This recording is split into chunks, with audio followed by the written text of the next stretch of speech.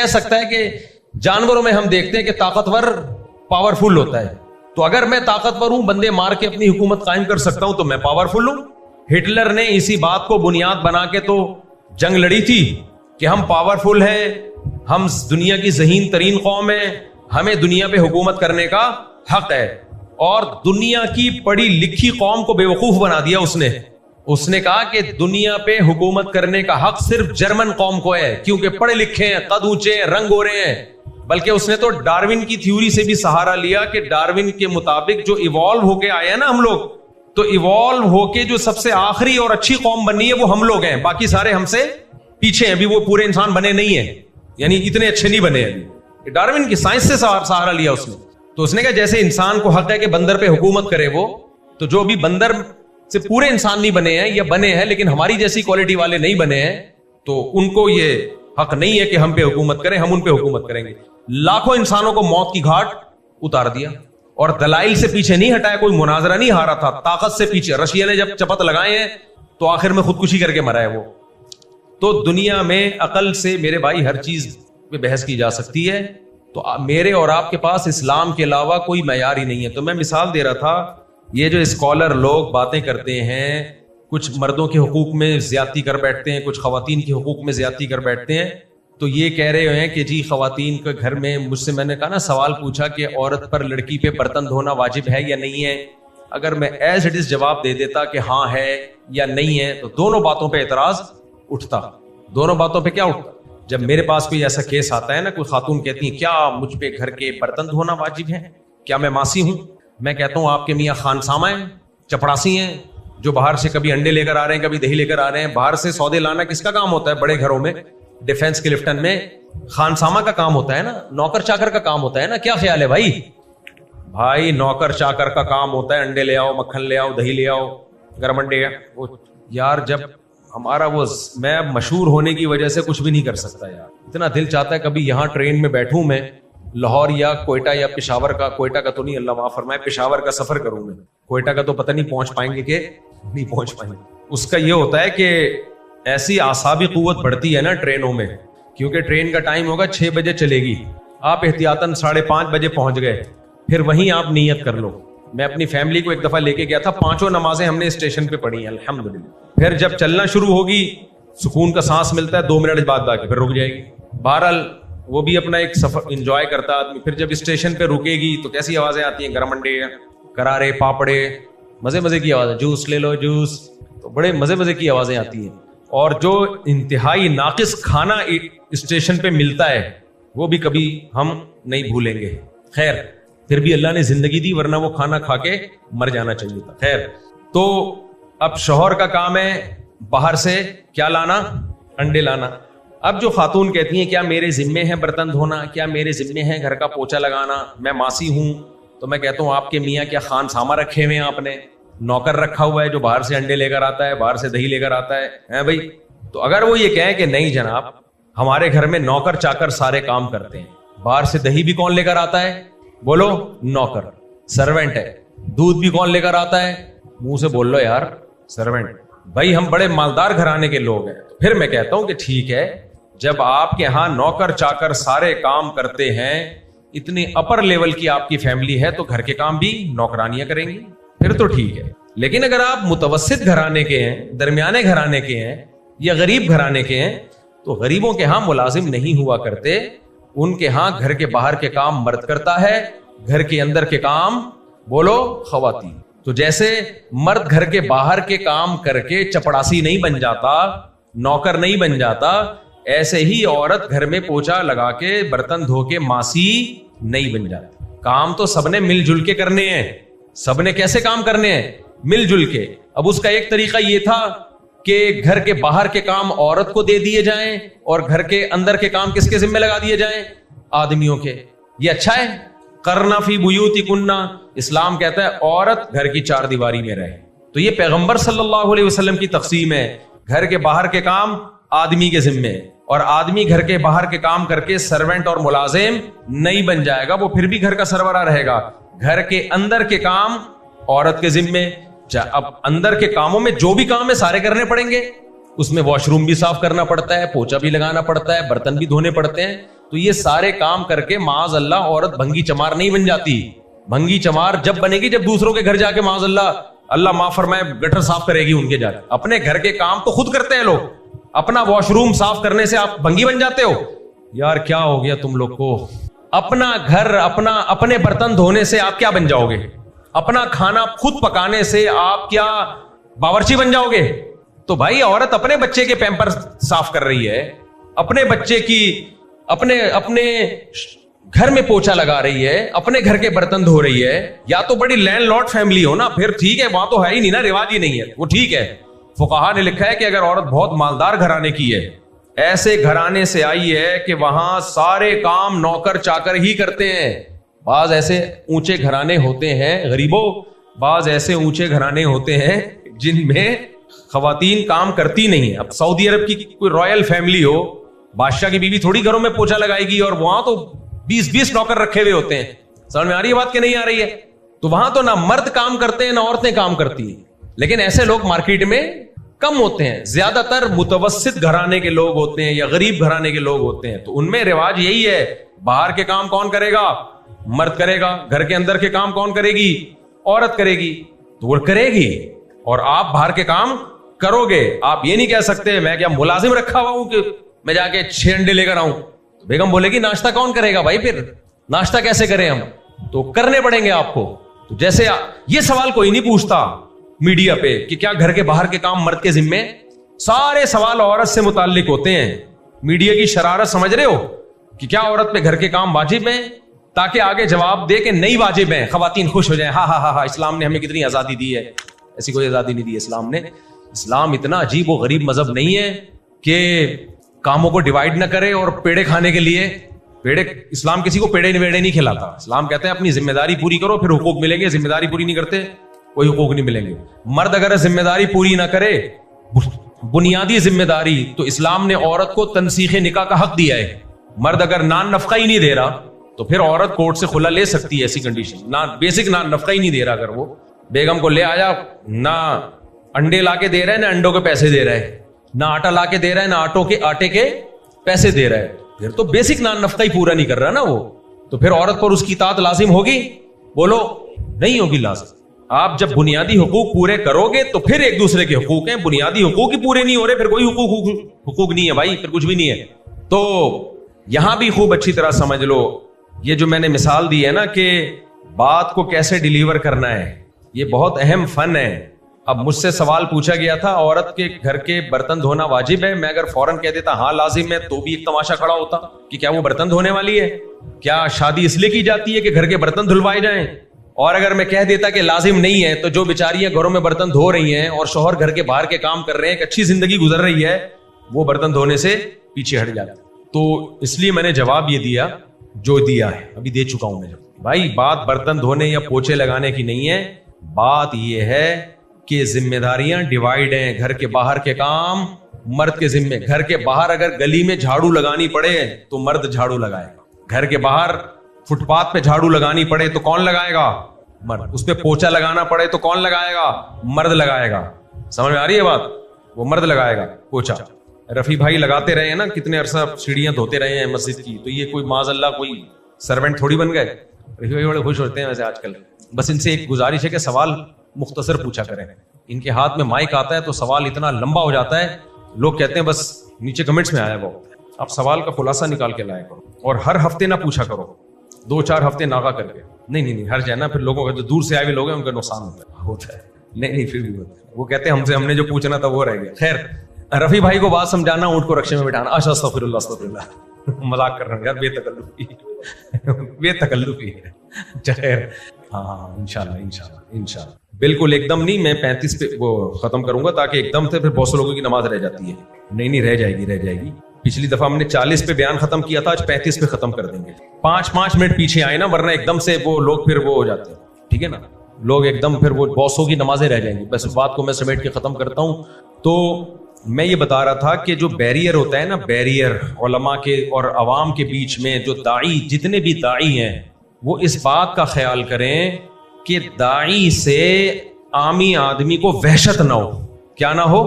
وحشت کسے کہتے ہیں؟ مشکل لفظ ہے, انسیت اور وحشت. یہ انسیت کا الٹ کیا ہے؟ وحشت. انسیت کسے کہتے ہیں؟ آپ کو اپنا پرانا بچھڑا ہوا مل جائے, آہا کیسا مزہ آتا ہے. اور بالکل کوئی اجنبی آدمی آ کے آپ کی مجلس میں بیٹھ جائے, آپ نہ بے تکلف ہو کے مذاق کر سکتے ہو, اپنی ساری جو گپ شپ آپ کی چل رہی ہوتی ہے وہ آپ چھوڑ دیتے ہو, کیونکہ آپ کو اس اجنبی سے تھوڑی سی وحشت ہوتی ہے. سمجھ میں آ رہی ہے؟ جب پسند کی شادی نہ ہو تو کیا ہوتا ہے؟ وحشت. لڑکی کو دولہا دکھایا نہیں گیا تھا, بتایا یہ گیا کہ بہت شریف, ہینڈسم, اسمارٹ, تصویر بھی نہیں دکھائی اس کو, اور اچانک بڑی بڑی مونچھوں والا, بغلوں کے بال بڑے ہوئے, پیٹ یہاں تک خوب توند نکلی ہوئی ہے, کولے شریف دائیں بائیں پھیلے ہوئے ہیں, اور سفید بال ہے, کالا کولا لگایا ہوا ہے. تو اب لڑکی کو دولہا سے جو کچھ ہوگا اس کو وحشت کہتے ہیں, از کالڈ وحشت. اور اس کو یہ بھی خطرہ ہو کہ ابھی میرے قریب بھی آئے گا, یعنی یہاں بیٹھا ہوا اتنا برا لگ رہا ہے. ایسا ہوتا ہے بعض دفعہ, بتائے بغیر شادی ہو جاتی ہے تو وہ عجیب سی, وہ بیچاری شوق میں چلی جاتی ہے, یہ ہوا کیا ہے میرے ساتھ. لیکن پہلے ہوتا تھا, اب نہیں ہوتا. تو اب جب لطیفہ مکمل ہی کر لوں. حنیفہ رحمہ اللہ تعالیٰ اور ان کے ساتھیوں کی تحقیق کا نام ہے, اور امام ابو حنیفہ اور ان کے جو شاگردوں کی تحقیق زیادہ تر وہ ہے جو عبداللہ ابن مسعود رضی اللہ تعالیٰ عنہ اور ابراہیم نخعی کی تحقیق ہے. تو دیوبندی تو ابھی آئے 1800, جس کو ہماری رائے پہ رد کرنا ہوتا ہے, میری رائے کو کیا بنا کے پیش کر دیتا ہے؟ بولو, دیوبندیوں کی رائے. بھائی دیوبندی کچھ بھی نہیں ہوتا. صحابہ کی رائے کیا ہے؟ جی ٹی وی میں ایک دفعہ میں گیا, مجھے انہوں نے انٹرویو کے لیے بٹھایا, مجھ سے کہنے لگے کہ اہل حدیث بولتے ہیں 3 طلاقیں ایک ہوتی ہیں, حنفی لوگ بولتے ہیں کہ 3 ہوتی ہیں, کیا دلائل ہے حنفیوں کے پاس؟ میں نے کہا یہ لیبل غلط لگا رہے ہو آپ, یہ لیبل آپ غلط لگا رہے ہو. اسلام کہتا ہے 3 طلاقیں 3 ہوتی ہیں, اس لیے حنفی کہتے ہیں کہ 3 طلاقیں 3 ہوتی ہیں. اسلام کا مقابلہ کرائیں. صحابہ کہتے ہیں 3 ہوتی ہیں, کیونکہ آپ جب یہ میسج دو گے نا پبلک کو, پبلک کے پاس جو میسج جائے گا وہ یہ جائے گا کہ حنفیوں کا مقابلہ قرآن و حدیث سے ہو رہا ہے. نا نا نا نا نا, یہ لیبل ہی غلط ہے. لیبل یہ لگاؤ کہ صحابہ کیا کہتے ہیں اور آج کل کے اسکالر کیا کہتے ہیں, پھر میں اس پہ بحث کروں گا, ادروائز میں بات ہی نہیں کرتا اس پہ. جاؤ, انہوں نے پھر کیا ہی نہیں, بحث ہی نہیں کی. بات یہ ہوگی صحابہ کیا کہتے ہیں. دیوبندی کیا ہے بھائی؟ یہ تو علماء دیوبند تھے, جو دیوبند میں اس لیے وہاں کے علماء تھے, ان کا نام دیوبندی رکھ دیا لوگوں نے. اسلام تو 1400 سال پہلے آیا ہے نا, کیا خیال ہے؟ 1400 سال پہلے آیا ہے. تو ہم نے اس دیوبندی یا بریلوی یا اہل حدیث کو فالو نہیں کرنا, ہم نے اس اسلام کو فالو کرنا ہے جو 1400 سال پہلے آیا. اور سب سے پہلے اس کو کس نے سمجھا ہے؟ بولو, صحابہ نے سمجھا. صحابہ کی رائے کے خلاف کوئی رائے معتبر نہیں, اٹھا کے پھینک دو باہر گلی میں. تو یہ لیبل سے دھوکہ دیا جاتا ہے, لیبل لگا لگا کے, لیبل لگا لگا کے. ابھی بھی یہی مسئلہ ٹی وی پہ چل رہا ہے. حنفی لوگ کہتے ہیں بھینس کی قربانی جائز ہے, قرآن و سنت میں کیا ہے؟ کیوں حنفیوں پہ ڈال رہے ہو میرے بھائی؟ امام احمد بن حنبل جائز کہتے ہیں, وہ حنفی تھے کیا؟ دوسری بات یہ کہ بھینس کی زکوٰۃ بھی تو ہمیں حدیث میں نہیں ملتی. نبی نے گایوں کی زکوٰۃ کا حکم دیا, بھینسوں کی زکوٰۃ کا حکم نہیں دیا. پوری امت کا اجماع ہے جو گائے کی زکوٰۃ ہے وہی زکوٰۃ کس کی ہے؟ بھینس کی زکوٰۃ ہے. وہاں کیا دلیل ہے آپ کے پاس؟ یا تو آپ بولو بھینس پہ سرے سے زکوٰۃ ہی نہیں ہے, آپ تو نہیں بولتے, آپ کہتے ہو وہی زکوٰۃ ہے جو گائے کی زکوٰۃ ہے. کیا دلیل ہے آپ کے پاس؟ اس سے صاف پتہ چلتا ہے کہ دونوں کو سیم قرار دیا گیا ہے. خیر, بات لمبی ہو گئی, میں جلدی سے بات کو سمیٹتا ہوں. علم کے لیے 2 چیزوں کا ہونا بولو ضروری. ایک علم عمق, گہرائی ہو, مطلب سمجھتا ہو. گہرائی کسے کہتے ہیں؟ نبی کریم صلی اللہ علیہ وسلم کی کچھ حدیثیں ایسی ہیں جن میں آپ نے مثال کے لیے 2 یا 3 چیزوں کا تذکرہ کیا. جن کے علم میں گہرائی ہے وہ سمجھتے ہیں صرف یہ 2-3 چیزیں نہیں ہیں, ان جیسی تمام چیزیں. مثال کے طور پر نبی کریم صلی اللہ علیہ وسلم نے فرمایا الا کل لہو باطل, ہر طرح کا کھیل باطل ہے. کیا مطلب؟ ناجائز ہے, ٹائم ویسٹنگ ہے. اس میں سارے کھیل کیا ہو گئے؟ غلط, کیونکہ ٹائم ویسٹنگ ہے نا. حرام نہ بھی ہو, مکروہ تو ہو ہی گیا نا اس حدیث کی روشنی میں. الا ثلاث, مگر صرف 3 کھیل. اب یہ الا کا مطلب صرف اور صرف 3. گھر والوں کے ساتھ آپ اپنی بیگم کے ساتھ ہنسی مذاق کرتے ہو, تبھی میں کہتا ہوں لوڈو فضول کھیل ہے, ٹائم ویسٹنگ ہے. لوڈو جو کھیل رہے ہوتے ہیں نا, کیرم بورڈ کھیل رہے ہیں, ٹائم ویسٹنگ ہے. میں کبھی نہیں کھیلتا الحمدللہ. کوئی زبردستی بٹھا دے تو 1-2 شاٹ مار دیتا ہوں, میں نکل لیتا ہوں. لیکن اپنی بیگم کے ساتھ یہ کھیل کھیلو, دل لگی ہے. فضول باتیں کر کے ٹائم ضائع کرنا جمشید کے ساتھ, یہ ٹائم ویسٹنگ ہے. بیگم کے ساتھ فضول باتیں کرو, عبادت ہے. آئی بات سمجھ میں؟ اس کو ٹائم دو, اس کے ساتھ غیر فضول باتیں ہو ہی نہیں سکتی. کام کی باتیں بیگم کے ساتھ کرو گے پھڈا ہو جائے گا. کبھی بھی بیگم کے ساتھ کام کی باتیں مت کیا کرو. بہت سے لوگ آتے ہیں اپنے آفس کی مشورے کر رہے ہوتے ہیں اور پھر کام کی باتیں شروع کر دیتے ہیں, بچوں کی شادی, پڑھائی, پھڈا, جھگڑا, فضول باتیں, بالکل نہ سر نہ پاؤں. بیگم کریلے گوشت تو ہم نے سنا تھا کہ لوگ پکاتے ہیں, آج آپ پکاؤ حلوہ کریلا, بس نہ سر نہ پاؤں. وہ تھوڑا ہنس لے گی, پھر بولے گی کیا ہو گیا, پھر آپ ٹائم حلوہ اور کریلا مکس ہو سکتے ہیں؟ نہ وہ کریلا رہے گا نہ وہ حلوہ. آپ یہ بولیں بیگم تم نے جو میرا بنایا ہوا ہے آج وہ بنا دو, تم نے جو میرا حشر نشر بنایا ہوا ہے, کھچڑا بنایا ہوا ہے آج. یار یہ ٹک ٹاک بھی بعض دفعہ عجیب چیزیں آتی ہیں. ایک ویڈیو آئی بھی, سلینڈر میں آگ لگی, ایک دم بندے نے اس کو لپیٹا تو وہ بجھ گئی. اس کو ایک ٹرک آئی, آئی کیو لیول بہت تیز تھا, اندازہ ہو گیا کہ آگ کیسے بجھائی جاتی ہے. گھر میں آیا, بیگم بہت بولی تھی, یہ یوں لپیٹا اس نے, چپ. اس نے کہا یار زبردست تجربہ ہے. خیر, گھر والوں کو ٹائم دینا, گپ شپ لگانا, ادھر ادھر کی باتیں کرنا. یہ کریلا حلوہ تو شاید نہ ہو, لیکن بہرحال گپے مارو ایسے ہی بیٹھ کے ادھر ادھر کی, غیبتیں نہ کرو بس. تو عورتوں کو شکایت ہوتی ہے میاں ٹائم نہیں دیتے. میاں کہتا ہے میں بات کیا کروں اس سے, کوئی بات نہیں, ادھر ادھر کی پھینکتے رہو جا کے. جتنی دفتروں میں پھینکتے ہو وہ کہاں آ کے پھینکو, ساری ادھر آ کے پھینکو. اور جب دیکھو تھوڑا سا اس کو غصہ آ رہا ہے ٹاپک چینج کر دو. کسی بھی وقت بھڑک سکتی ہے وہ, اس کا کوئی بھروسہ نہیں ہے. خیر, ٹاپک چینج کر دو. 4 شادیوں کو برا بلا کہو وہاں جا کے, مجھے گالیاں دو, بہت اچھی محبت پیدا ہوگی آپس میں, آپ لوگوں بہت محبت پیدا ہوگی. بولے مفتی طارق مسعود کو کبھی نہ سنا کرو, اور 4 شادیوں کی بات کرتا ہے, گھروں میں فساد, یہ وہ. محبت پیدا کرنے کے لیے یہ جھوٹ بولنا بھی کیا ہے, بولو جائز ہے. باہر آ کے مجھے ہی سنتے ہو, مجھے پتہ ہے, جتنے بھی کما رہے ہیں نا, گھر میں جاؤ بولو بیکار آدمی ہے. محبت پیدا ہوتی ہے. دیکھو نبی صلی اللہ علیہ وسلم فرمایا میاں بیوی میں لڑائی ہو جائے نا, ان میں صلح کرانے کے لیے جھوٹ بولنا بھی جائز ہے. اتنی اہمیت ہے. تو خود بھی جھوٹ بولنا جائز ہو گیا کہ نہیں ہو گیا, صلح کے لیے, محبت کے لیے. خیر, دوسرا کھیل آپ نے فرمایا گھڑ سواری, نشانہ بازی. علماء نے لکھا صرف 3 حلال نہیں ہے. حدیث کا مطلب یہ ہوا کہ ہر وہ کھیل جس کا کوئی جسمانی فائدہ ہو یا روحانی فائدہ ہو, وہ تمام کھیل کیا ہو گئے, لیگل. ان جیسے جتنے بھی کھیل ہیں, تو کھیل وہ جائز ہو گیا جس میں آپ کا جسمانی یا دماغی فائدہ ہو. اس لیے میں کہتا ہوں بھائی فٹ بال کھیلو, سوئمنگ کرو, ہارس رائڈنگ کرو, ہائکنگ کرو, یہ سارے کھیل کھیلنے کے ہیں. کرکٹ بھی کچھ نہ کچھ فائدہ پہنچاتا ہے, لیکن اس میں فائدہ کم ہے, ٹائم ویسٹنگ زیادہ ہے. تبھی امریکہ کی کوئی کرکٹ ٹیم بولو نہیں, اسرائیل کی کرکٹ ٹیم نہیں ہے. وہ دیکھتے ہیں کہ یہ پورا دن بیٹھے رہیں گے ٹی وی کے آگے, کسی کام کے نہیں رہیں گے. خیر, حرام نہیں کہہ رہا میں کرکٹ کو, میں بتا رہا ہوں اس کا فائدہ کم ہے, نقصان زیادہ. ہمیشہ عقل مند آدمی کی کوشش ہوتی ہے اس کام میں پیسہ ڈالے جس میں انویسٹمنٹ کم اور آؤٹ پٹ زیادہ ہو. تو میرے بھائی ایکسرسائز بھی وہ کرو جس میں ٹائم کم لگے اور فائدے زیادہ ہوں. کھیل بھی وہ کھیلو کم ٹائم لگے اور فائدے زیادہ ہوں اس کے. تو علم عمق, گہرائی, جو اللہ نے فقہائے کرام کو عطا فرمائی تھی, جو ماضی میں گزر چکے ہیں, بڑے بڑے علامے گزرے ہیں. دوسری چیز ہے حکمت. اگر کسی عالم کے پاس حکمت نہیں ہے, اس کے علم سے فائدے کے بجائے نقصان ہوگا. بے موقع حدیثیں سنانا, بے موقع حدیثیں شروع کر دو. آپ اپنے سسر کو قرآن کی آیت پڑھ کے سنا رہے ہو, اسلام میں 4 شادیوں کی اجازت ہے. چماٹ کھاؤ گے میرے بھائی, پٹو گے. حالانکہ قرآن کی آیت بھی برحق ہے, لیکن تم سنا کس کو رہے ہو؟ کہہ رہے ہو آپ اجازت دو, وہ تمہیں اجازت دے گا اپنی بیٹی پہ سوکل لانے کی؟ کہے گا میں تجھے اجازت دوں گا, تو عمل کر, تاکہ پھر بیٹی میرے گریبان پکڑے, ابا آپ کے کہنے سے کی ہے اس نے. بیگم کو سنا رہے ہیں. یہ ایسے ہے جیسے بکرے کو آپ کہہ رہے ہو کہ تو لیٹ جا, کیونکہ قرآن نے مجھے تجھے ذبح کرنے کا حکم دیا ہے. بقرہ عید والے دن بکرا لیٹے گا, بکرا کہے گا تجھے حکم دیا, مجھے تھوڑی لیٹنے کا حکم دیا ہے, مجھے فطرت نے سکھایا ہے کہ بھاگو. فطرت نے اس کو, بیل بچڑا بھینسا, ان کو فطرت نے سکھایا ہے جب تمہیں کوئی مارنے کے لیے آئے تم نے کیا کرنا ہے, رسہ توڑ کے بھاگنا ہے, اور جو مارنے کی کوشش کرے اس کو تم مارو. وہ تو آپ کی ہمت ہے کہ آپ اس کو کیسے پٹکتے ہو, قصائی بلواتے ہو, خود کرتے ہو.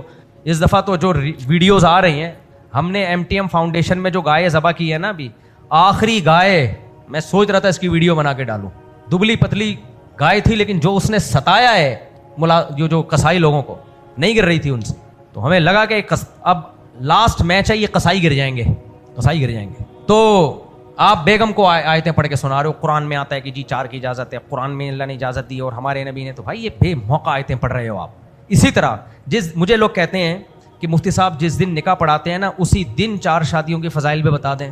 ابھی وہ دلہن آ رہی ہے گھر میں, سسرال سارا بیٹھا ہوا ہے, میں ابھی سے اس کو خوف زدہ کر دوں؟ کوئی بیوقوفی والی بات ہے یا نہیں ہے؟ ایسے بھی پاگل لوگ ہیں. دیکھو میرا بیان پورا سنا کرو. میں 4 شادیوں کو اس زمانے میں جائز نہیں, ضروری سمجھتا ہوں. ضروری صاحب استطاعت کے لیے, ہر پاگل کے لیے نہیں, جو 2 بیویوں میں برابری کر سکتا ہے. کیونکہ عورتیں زیادہ ہیں جو نکاح کے بغیر ہیں, مرد کم ہیں. تو یہ ہو ہی نہیں سکتا نا جب تک مرد 2 3 شادیاں نہیں کریں گے. لیکن میں یہاں بیان کر رہا ہوں, کسی کا نکاح پڑھاتے ہوئے میں یہ فضائل بنانا شروع کر دوں, وہ ابھی سے ڈر جائیں گے, یار پتہ نہیں ہمارا داماد کرے گا کیا. کچھ لوگ ایسے ہیں, رخصتی ہوئی ہے, دلہن کے پاس بیٹھے ہوئے ہیں, اور پھر ان کو بتا رہے ہیں کہ میں دوسری بھی کروں گا. ابے کمبخت, ابھی تو محبت کی باتیں کرو, چند دن گزرنے دو, کرنی ہے تو کر لو. یہ موقع نہیں ہے, یہ محبت کی باتوں کا موقع ہے, محبت بڑھانے والی باتیں کرو وہاں جا کے, تو یہ بے موقع ہے. آپ ابا نے نماز چھوڑ دی, آپ فضائل اعمال لے کر آئے, جو ایک دن کی نماز چھوڑے گا پتہ نہیں 72,000 سال جہنم میں جلے گا. ایک حقب حدیث میں آتا ہے نا, بہت عرصہ جہنم میں جلے گا. آپ ابا جلے نہ جلے تو اسی وقت چولہے میں تیرے کو ابا بٹھا دے گا. ابا کہے گا بیٹا یہ نصیحت کا, باپ کو یہ طریقہ نہیں ہوتا نصیحت کا. حدیث بھی صحیح ہے, آیتیں بھی صحیح ہیں, موقع درست نہیں ہے. ابراہیم علیہ السلام نے جب اپنے ابا کو سمجھایا ہے, وہ سمجھانے کا انداز کچھ اور تھا, قوم کو سمجھانے کا انداز کچھ اور تھا. ابا کو جب سمجھا رہے ہیں, یا ابتی, اے میرے پیارے ابا, اے میرے پیارے ابا, انی اخافو, مجھے ڈر ہے کہ کہیں اللہ کا عذاب نہ آ جائے. یہ نہیں کہہ رہے تم پر تو عذاب آگے رہے گا, ابا تو نہیں بچے گا جو بھی ردی ہو جائے, تو نے تو جانا ہی جہنم میں. ابا کو بتا رہے مجھے خوف ہے کہ ایسا نہ ہو کہ اللہ کا عذاب نہ آ جائے آپ کے اوپر, میں بچانا چاہتا ہوں آپ کو, میں آپ کو بچانا چاہتا ہوں, سلام علیک, آپ پر سلامتی ہو. ابا کو یہ سمجھانے کا انداز ہے. تو حکمت کے بغیر جب کوئی بات پبلک کے سامنے رکھی جائے, گھر میں رکھی جائے, بہت ساری کمپلین آتی ہیں, مفتی صاحب بچہ اعتکاف میں بیٹھا, تبلیغ میں گیا, بہت نیک بن کے آیا ہے, اب گھر میں کیسٹ چلی ہوئی ہے اس کی, ہر وقت نصیحتیں کر رہا ہوتا, یہ مت کرو, یہ مت کرو, یہ حرام ہے, یہ حلال ہے, یہ ناجائز ہے, یہ جائز ہے. گھر کا ماحول خراب کر دیا ہے. ہمارے حضرت مفتی رشید احمد صاحب دین پہ بڑے مضبوط تھے, لیکن بتایا کرتے تھے جب کوئی گھر میں فرد دیندار بن جائے تو تبلیغ نہ کرے, خدمت بڑھا دے اپنی. کیا بڑھا دے؟ بولو, خدمت, بس اور کچھ نہیں, منہ سے کچھ نہ بولے. پہلے سے زیادہ ماں باپ کی, بہن بھائیوں کی خدمت شروع کر دے, بس اتنی تبلیغ کیا ہے, کافی ہے. اگر یہ درد سر بن جائے گا نا, یہ مت کرو, وہ مت کرو, یہ کہیں گے یار کاش یہ پہلے پیدا ہو جاتا, ہم بعد میں. باپ یہ بن گیا ہے, حالانکہ پیدا بعد میں ہوا ہے. قیامت کی علامت ہے کہ باپ اپنے باپ کو پیدا کرے گا. حدیث سے ہی پتہ چلتا ہے. ماں اپنے مولا کو پیدا کرے گی اور باپ اپنی اولاد کو نہیں بلکہ اپنے باپ کو. لبرل گھروں میں تو یہ ہو گیا ہے, بچے پیدا ہونا بند ہو گئے, ابا پیدا ہو رہے ہیں. جو لبرل لوگ ہیں نا, نام نہاد لبرلز, میں خود مشاہدہ کیا ہے میں نے, باپ بیٹے کی کمپلین آتی ہے, کوئی جھگڑا چل رہا ہے, آ کے بیٹا 2-2 فٹ اچھل کے میرے سامنے چیخ رہا ہوتا ہے, ابا بڑے آرام سے بیٹھ کے سمجھا رہے ہوتے ہیں, مفتی صاحب ان کو سمجھائیے, اونچی آواز سے بات نہ کیا کریں. تو یار یہ باپ لگ رہا ہے اور یہ بیٹا لگ رہا ہے. ہمارے زمانے میں تو بھائی اس کا تصور نہیں تھا کہ باپ آرام سے بیٹھا ہوا ہے, بیٹا 2-2 فٹ اچھل رہا ہے. حدیث میں آتا ہے نا قرب قیامت میں الٹا ہو جائے گا معاملہ. تو حکمت, اور یہ حکمت ہر ایک کے لیے ضروری ہے کہ کون سی بات کس وقت کہنی ہے. حضرت مفتی شفیع صاحب رحمہ اللہ تعالی, اللہ ان کی قبر کو نور سے بھر دے, مفتی اعظم پاکستان تھے, بڑی پیاری بات کہہ کر چلے گئے. فرمایا کہ اگر حق بات بیان کی جائے موقع پہ, چند چیزیں دیکھ لی جائیں کہ بات کس کے سامنے بیان کرنی ہے, کس انداز سے بیان کرنی ہے اور کس وقت بیان کرنی ہے. یہ 3 چیزیں اگر ملا کے حق کو بولا جائے تو ہو ہی نہیں سکتا کہ فائدہ نہ ہو حق کا. کس کے سامنے کس طرح سے بات کرنی ہے یہ تمیز ہونی چاہیے. بات کے لیے الفاظ کیا ہونے چاہیے, سلیکشن آف ورڈ, یہ پتا ہونا چاہیے. اور موقع کون سا ہونا چاہیے, یہ بھی بہت اہم ہے. یہ جب تک 3 چیزیں آپس میں جمع نہ ہو جائے, حق بیان کرنا فائدے کے بجائے نقصان پہنچاتا ہے. سمجھ میں آ رہی ہے بات کہ نہیں آ رہی ہے؟ تبھی میں شادی بیاہ کے موقع پہ دینی بیانات نہیں کرتا. میرے تجربے ہیں, مجھے لوگ بلاتے ہیں ہمارے بچے کی شادی, آپ ہال میں آ جائیں بیان کر دیں. بھائی وجہ اس کی ہے کہ وہاں لوگ مرغے پھوڑنے آئے ہوئے ہوتے ہیں, حلال و حرام سننے نہیں آتے. جب بھی جاؤ بیان کرو, کوئی ادھر منہ کر کے بیٹھا ہوا ہے, کوئی ادھر منہ کر کے بیٹھا ہوا ہے, کوئی کھانے کے انتظار میں بیٹھا ہوا ہے, بہت آدھا گھنٹہ تو ان کو اپنی طرف متوجہ کرنے میں لگتا ہے. بہت سے بیزار ہوتے ہیں کہ یار یہ مولوی ادھر بھی گھس گیا. بہت سے لوگ مولویوں سے بیزار ہیں, وہ نہیں چاہتے مولویوں کو سننا. آپ زبردستی جب ان کو سناؤ گے تو وہ قریب آنے کے بجائے اور دور بھاگیں گے. تبھی ہم نے باہر کا اسپیکر بند کیا ہوا ہے, بھائی جو سننا چاہتا ہے آ جائے ادھر, نہیں سننا چاہتا تو جائے کسی اور کو سن لے. ایک مولوی صاحب شادی کے موقع پہ, شادی ہوئی ہے, کھانا وانا ابھی شروع ہونے والا ہے, بہت گڑ گڑا کے رو کے دعائیں کروائیں جو ختم قرآن پہ کرائی جاتی ہے. وہ مولوی صاحب نیک آدمی ہے, ان کے تقوی پر مجھے اعتراض نہیں ہے, یقیناً ہم سے زیادہ نیک ہوں گے وہ, لیکن یہ موقع رونے دھونے کا نہیں ہے. سب تیار ہو کے آئے ہوئے ہیں, ادھر خواتین چھمک چھلو بنی ہوئی بیٹھی ہوئی ہیں, اور ادھر جو ہے مرد سوٹ ٹائی میں سب تیار ہو کے کھانے کا انتظار ہو رہا ہے, دولہا دلہن کو مبارک باتیں چل رہی ہیں, اور ادھر گڑ گڑا کے جیسے ختم قرآن پہ گناہوں کی معافی پہ رو کے. دعا بھی ٹھیک ہے, گناہوں کی معافی بھی ٹھیک ہے, رونا بھی ٹھیک ہے, مانگنے والا بھی اللہ کا نیک آدمی ہے, لیکن یہ موقع نہیں ہے. یہ موقع نہیں. شادی بیاہ کا موقع خوشی کا موقع ہوتا ہے. پہلے زمانے میں دلہن رخصت ہوتے ہوئے روتی تھی, اب تو وہ بھی گیا. بہت کم دلہنیں جو رو رہی ہوتی ہیں. ایک 50-50 آیا کرتا تھا ہمارے بچپن میں, اس میں دکھایا گیا کہ دلہن رخصت ہوتے ہوئے رو رہی ہے, ہاں ہاں ہو ہی کر رہی ہے, اور پورا کیمرہ بن رہا ہے, وہ جا رہی ہے تو کیمرہ مین نے بولا وہ ریکارڈنگ کا بٹن دبانا بھول گیا تھا. تو لڑکی کی ماں نے اتنا, دلہن کی ماں نے ڈانٹا, بغیر تو اتنی مشکل سے میں روئی ہوں اور ساری میں نے ایکٹنگ کی ہے, دوبارہ سے لاؤ اب اس کو. یعنی اس میں یہ دکھاتے تھے کہ یہ بھی ڈرامے بازی چل رہی ہوتی ہے. پہلے زمانے میں دلہنیں رویا کرتی تھیں کیونکہ باپ کے گھر سے باہر کبھی ان کے قدم تھے نہیں. ابھی بھی روتی ہیں پردے دار گھروں میں, لیکن بڑے گھروں میں کیا ہو گیا, پہلے سے سیٹنگ, شادی ہو چکی ہوتی ہے, پھر ایک فارمیلٹی پوری ہو رہی ہوتی ہے. ہم سنا کرتے تھے کہ دلہن اپنی شادی میں ناچے, یعنی یہ مثال دی جاتی تھی کہ یہ تو ناممکن ہے, لیکن لوگ بتاتے ہیں اب یہ بھی ممکن ہو گیا ہے. دیکھو جب بڑے بزرگ کہہ کے چلے گئے ہیں کہ جب حیا ختم ہو جائے نا, حیا شرم, تو جو چاہے کرو. بہت سی چیزیں شرم سے کی وجہ سے, نبی صلی اللہ علیہ وسلم نے فرمایا الحیاء جزء من الایمان, حیا ایمان کا ایک حصہ ہے. عورت کی سب سے بڑی کوالٹی تھی اس کی شرم اور اس کی حیا, وہ ختم تو بس اس سے بڑا فتنہ کوئی نہیں ہے. وہ حیا تھی تو بیوی شوہر کی فرما بردار بھی ہوتی تھی. آج کل کہاں فرما برداری چل رہی. جمشید نے اپنی بیگم کو کچھ بولا, بیوی کہتی ہے وہ جمشید شٹ اپ. وہ میں نے بتایا تھا نا فراز شٹ اپ, ہمارے ایک جاننے والے آرمی میں کیپٹن تھے, وہ کیپٹن سے سب لوگ ڈرتے تھے, بارڈر پہ جاتے تھے ٹھین ٹھین, اتنی بہادری.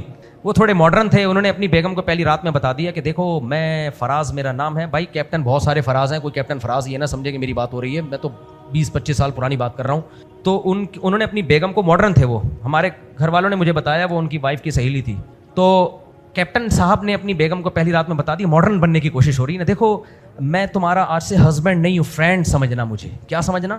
یہ جو مولوی لوگ کہتے ہیں نا گھر کا سربراہ ہوتا ہے شوہر, اور عورت کو حکم ہوتا کہ کسی کو سجدہ کرے تو شوہر کو سجدہ, یہ پرانے لوگوں کی, مولویوں کی پرانی دقیانوسی والی باتیں. کیا باتیں ہیں یہ؟ ادھر توجہ, ادھر سربراہ اور میری اطاعت, یہ سب.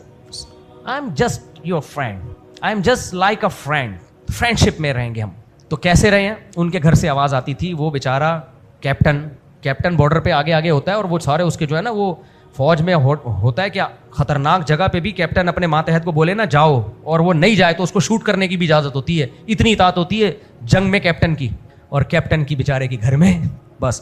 تو کیپٹن صاحب بیگم سے کہہ رہے ہیں کہ کچھ بات کی, اور بیگم کی آواز ہمارے پڑوس تک آتی تھی, او فراز شٹ اپ. اللہ بچائے, کافی ٹائم ہو گیا, پھر انشاءاللہ سنتوں کے بعد سوال جواب کا سیشن ہوگا. بسم اللہ الرحمن الرحیم. مفتی صاحب ایک سوال ہے, 2 الگ الگ صورت میں. پہلی صورت 6 دوست ہیں جن میں 3 لڑکے 3 لڑکی ہیں, سب بالغ اور 18+ ہیں. اسلام میں ایک لڑکا اور ایک لڑکی نے مذاق میں بول دیا 3 بار کہ تم مجھے قبول ہو, باقی 4 کے سامنے اعتراف کیا, تو کیا اس کا نکاح ہو گیا؟ لڑکے نے بولا تم مجھے قبول ہو نکاح کے لیے, آگے سے اس نے کیا جواب دیا؟ پھر یہ لڑکا اس کا ہم پلہ تھا, جوڑ کا تھا یا نہیں تھا, یہ پوری ڈیٹیل لکھ کے بھیجیں گے تو جواب ملے گا. سچویشن اوپر کی طرح سیم ہے سب. اس میں لڑکا لڑکی نے 4 کے سامنے اس لیے قبولا ایک دوسرے کو, گرل فرینڈ بوائے فرینڈ والے حرام رشتے سے بچنے کے لیے. ان کے گھر والوں کے بس ان کی بات پکی کر کے رکھ دی ہے, لیکن حرام تو وہ بھی ہے نا. اس حرام سے بچنے کے لیے ان لوگوں نے 4 دوستوں کے سامنے قبولا کہ ہاں مجھے قبول ہے. دونوں طرف سے قبول ہو گیا اور 2 بندے سننے والے موجود تھے, تو نکاح ہو جائے گا بشرطے کہ لڑکا لڑکی کے جوڑ کا ہو, ہم پلہ ہو, خاندان میں مالی اعتبار سے دینی اعتبار سے جوڑ کا. اب چونکہ ماں باپ نے رشتہ طے کیا تھا, اس سے کی علامت ہے کہ جوڑ کا ہوگا, تو نکاح ایسے ہو جاتا ہے. لیکن یہ طریقہ بالکل غیر مناسب ہے. لیکن ایک بات ہے, گرل فرینڈ بوائے فرینڈ بن کے حرام رشتے میں جڑے ہوئے ہوتے ہیں اور زنا کر رہے ہوتے ہیں, پھر جب اس طرح نکاح کر لیتے ہیں تو ماں باپ کو اعتراض ہوتا ہے. تو پھر کس بات کا اعتراض ہو رہا ہے ماں باپ کو؟ یا تو اپنی بچیوں کو کنٹرول کرو بھائی, بوائے فرینڈ نہ بنانے دو, پھر ہم بھی آپ کو سپورٹ کریں گے کہ وہ نکاح اپنا خود نہ کریں. ایک طرف ان کو آزادی دی ہوئی ہے, کو ایجوکیشن میں جا رہی ہیں, بوائے فرینڈ لے کے گھوم رہی ہیں, اور پابندی یہ لگائی ہوئی ہے کہ نکاح خود نہیں کر سکتے. ایسے صورت میں پھر ہم کو یہی مشورہ دیں گے زنا سے بہرحال بہتر کیا ہے, نکاح کر لیا جائے. مفتی صاحب ہم شدید گرمی میں آپ کا دیدار کرنے آئے, ایک سیلفی دیں. کون ہے بھائی یہ؟ صبر کرو بدرے کا. یار یہ تم لوگ علماء کا نام لے لے کے کیوں پرچیاں پکڑاتے ہو؟ پھر کسی نے مفتی عبدالواحد صاحب کا نام لیا ہوا ہے, قریشی صاحب کے لیے کوئی اچھے الفاظ فرما. تو میں نے کب برے الفاظ کہے ان کے لیے؟ میں نے کب کوئی برے الفاظ کہے ان کے لیے جو آپ کہہ رہے ہو اچھے الفاظ فرما؟ مجھے تو نہیں یاد پڑتا میں نے کبھی برے الفاظ. اچھا اتنی بات ضرور ہے, مفتی عبدالواحد قریشی صاحب سے میری ایک گزارش ہے کہ کوئی بندہ میرا اسسٹنٹ بن کے ان کو غلط خبریں دیتا رہتا ہے میرے بارے میں. میں ان سے تو بدگمان نہیں ہوں. مثال کے طور پر وہ کراچی آئے تو ان کو کسی نے پرچی دی کہ آپ کراچی آئے تھے, مفتی طارق مسعود نے آپ سے ملنے کی خواہش ظاہر کی, آپ نہیں ملے. تو مجھے یاد نہیں پڑتا کہ میں نے ان تک کوئی پیغام پہنچایا ہو کہ میں آپ سے ملنے کی خواہش رکھتا ہوں. ملنے میں تو اچھی بات ہے, سب ایک دوسرے سے ملنا چاہیے, لیکن یہ پیغام جو مجھے ان کے نہ کراچی آنے کا پتہ چلا نہ کراچی سے جانے کا پتہ چلا. مولانا طارق جمیل صاحب کا نہیں پتہ چلتا مجھے کہ کب آئے کب گئے, تو وہ تو بہت زیادہ مشہور ہیں. تو اس سے کسی کی انسلٹ توہین کرنا مقصد نہیں ہے, لیکن کوئی شخص میرا اسسٹنٹ بن کے ان تک غلط میرے بارے میں خبریں پہنچا رہا ہوتا ہے. کینیڈا والا جب اسکینڈل بنا تھا تو انہوں نے کہا کہ مفتی طارق مسعود صاحب کے کسی شاگرد کا فون آیا کہ مفتی صاحب کہہ رہے ہیں میرے فیور میں بیان دیں, حالانکہ میرے کسی شاگرد نے فون نہیں کیا ان کو, اگر کیا ہے تو کوئی جھوٹا شاگرد بن کے کیا ہے. انہوں نے میرے فیور میں بیان دیا, اس پہ میں ان کا شکر گزار ہوں, اللہ ان کو جزائے خیر دے, لیکن میرے کسی بندے نے رابطہ نہیں کیا تھا. ایک اور اس طرح کا واقعہ ہوا ہے, وہ بھی اسی سے ملتا جو پرانا واقعہ ہوگا. انہوں نے کہا کہ ان کا کسی کا فون آیا تھا لیکن نہیں آیا تھا.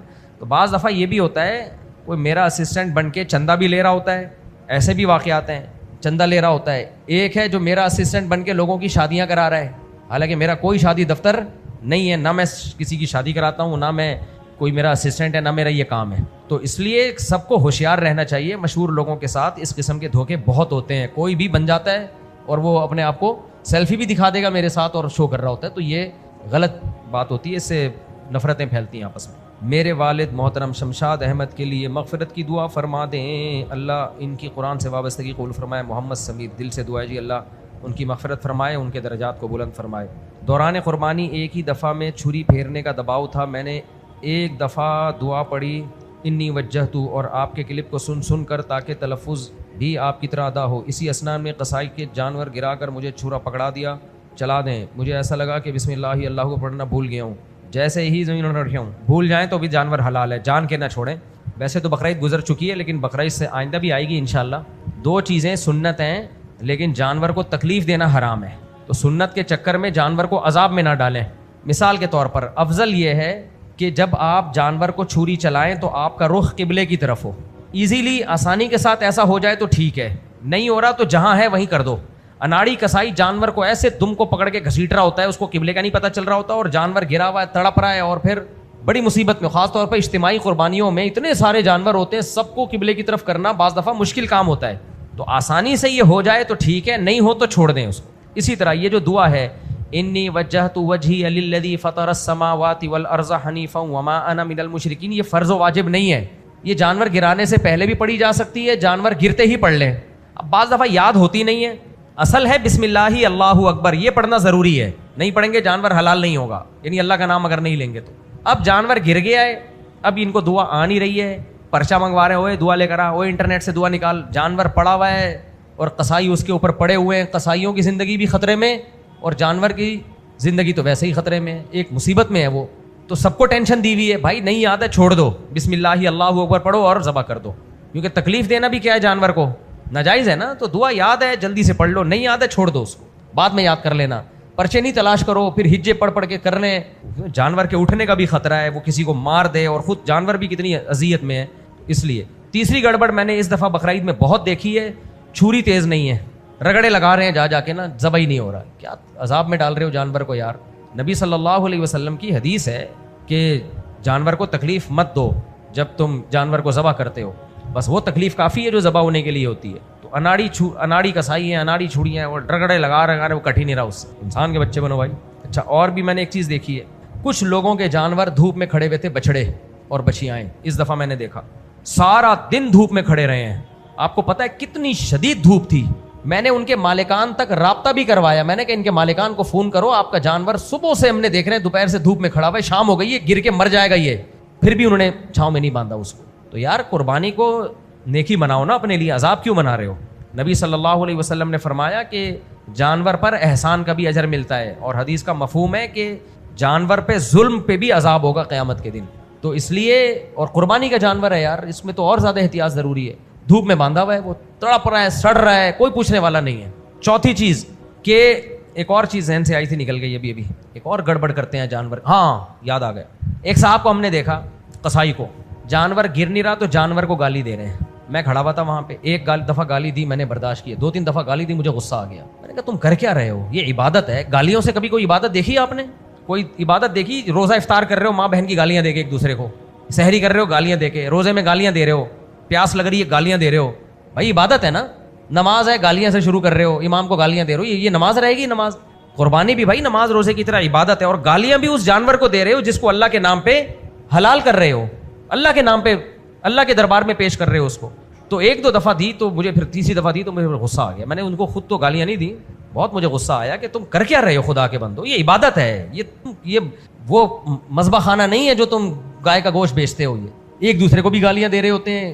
سب کسائی ایسے نہیں ہوتے, ان بیچاروں نے تو توبہ کر لی ہے. میں نے جو ان کی کلاس لی ہے, انشاءاللہ آئندہ وہ کہہ رہے تھے ہم کبھی بھی گالیاں نہیں دیں گے, جو کچھ کر لیں گے گالیاں نہیں دیں گے. اللہ ان کی زندگی میں برکت ہے, انہوں نے میری بات کو لے لیا.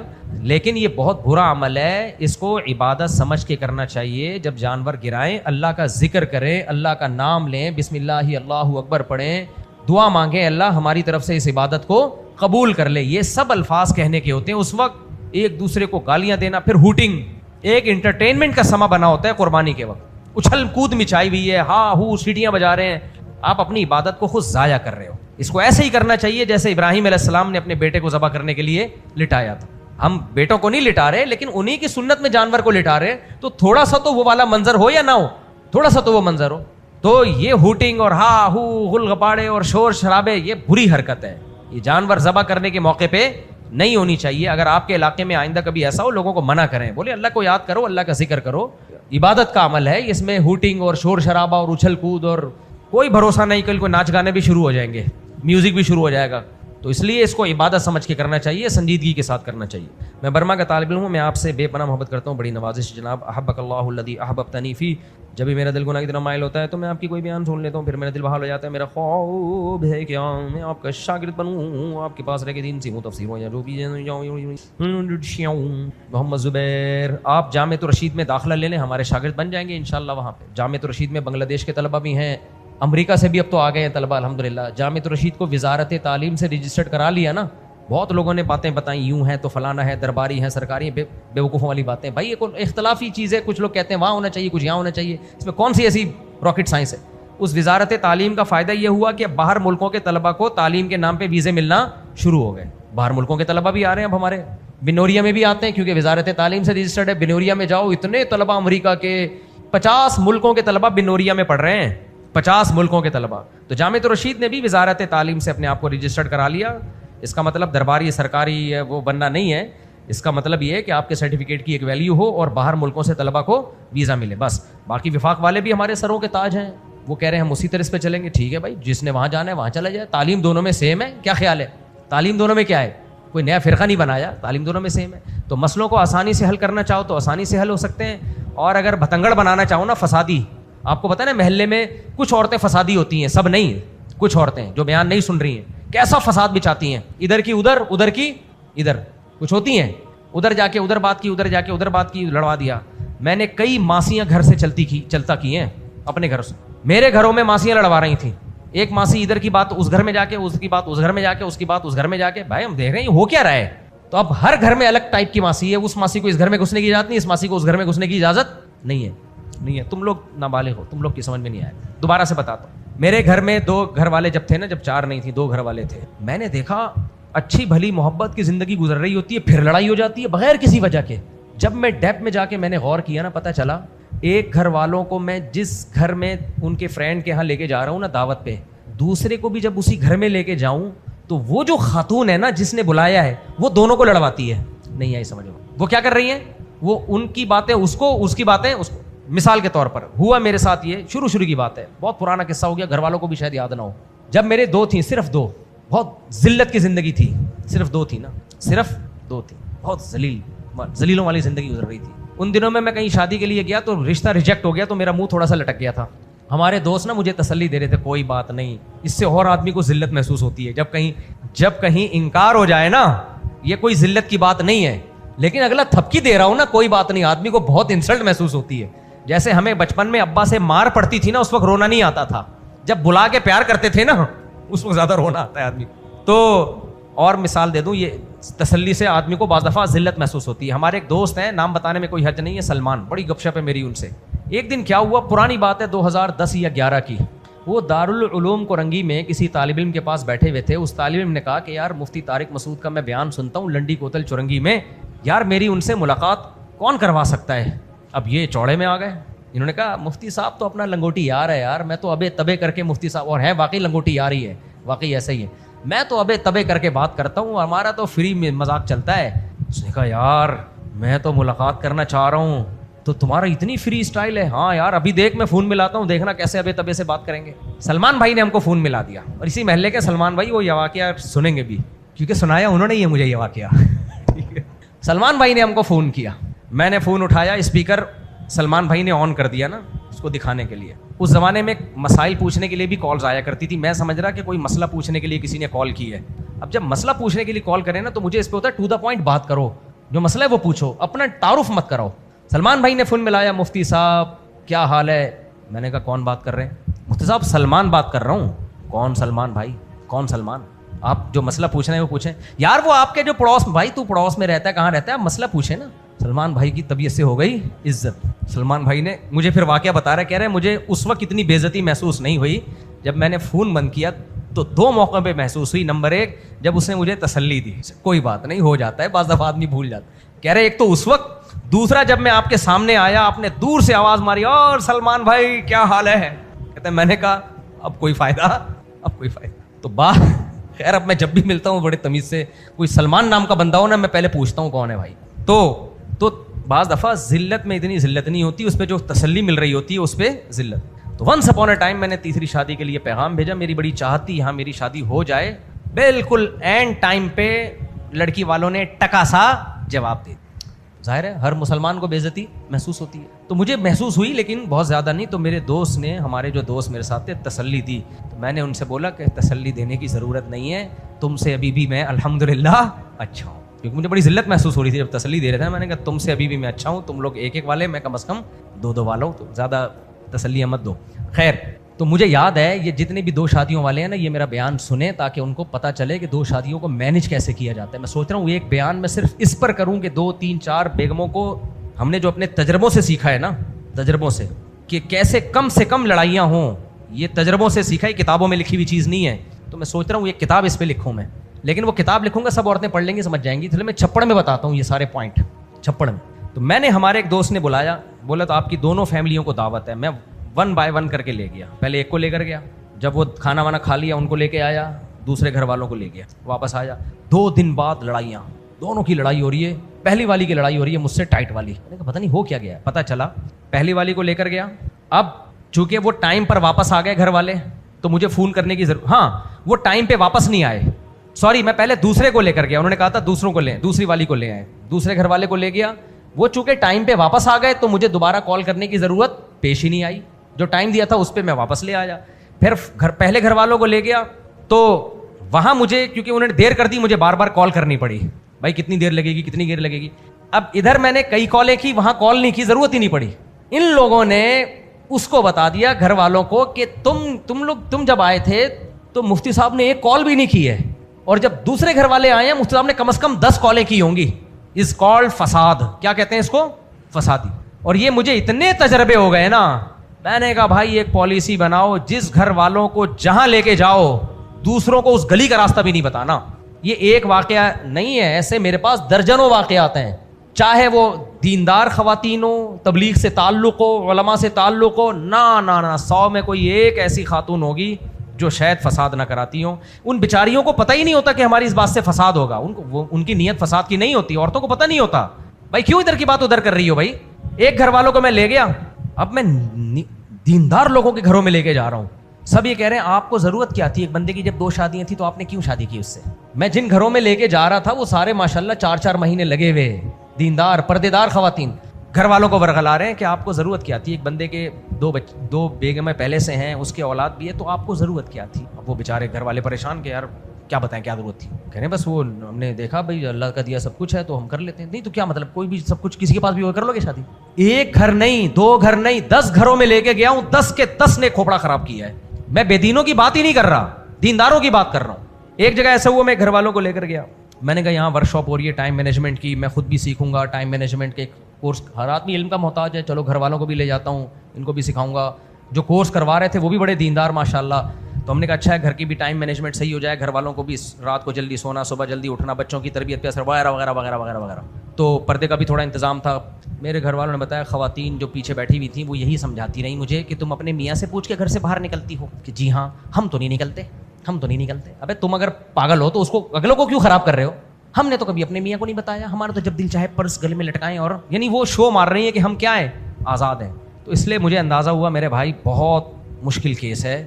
تو اس لیے میں نے کیا کیا ہوا ہے, جس ملک میں بھی کسی گھر والوں کو لے گیا نا, اس ملک میں دوبارہ اس کو لے کے نہیں جاتا. دوسرے گھر والے دوسرے کنٹری میں جائیں گے, اس کنٹری میں نہیں جائیں گے. کنٹری میں بھی اگر پتہ چل جائے نا مفتی صاحب کے گھر والے آئے ہوئے ہیں, خواتین سمٹ کے آئیں گی, وہاں پہ بولیں گی وہ والے جب آئے ہوئے تھے تو اتنی کالیں کی تھیں, تم جب آئے ہوئے ہو تو اتنی کالیں کی. اتنی لڑائیاں ہوتی ہیں اس سے. میں پریشان ہوتا تھا یار, اچھی بھلی ہنسی خوشی زندگی گزرتی ہے, اچانک ہو کیا جاتا ہے.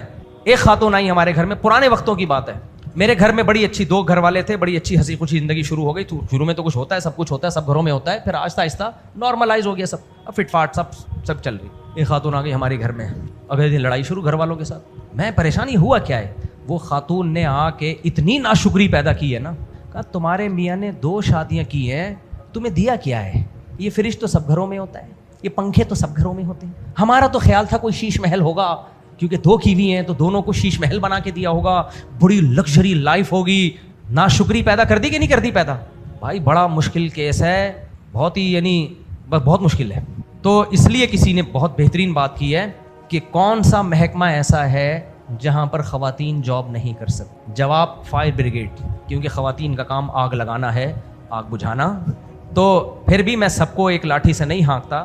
جب آپ نے 2 شادیاں کی ہوئی ہیں یا 3 کی ہوئی ہیں تو اتنا خیال کر لو. میں نہیں کہہ رہا ملنے ملانے سے روک دو, یہ ممکن نہیں ہے. یہ تو نہیں ہو سکتا نا کہ ملنے ملانے سے ہی روک دیا جائے, گھر میں بند ہو کے بیٹھ جائیں.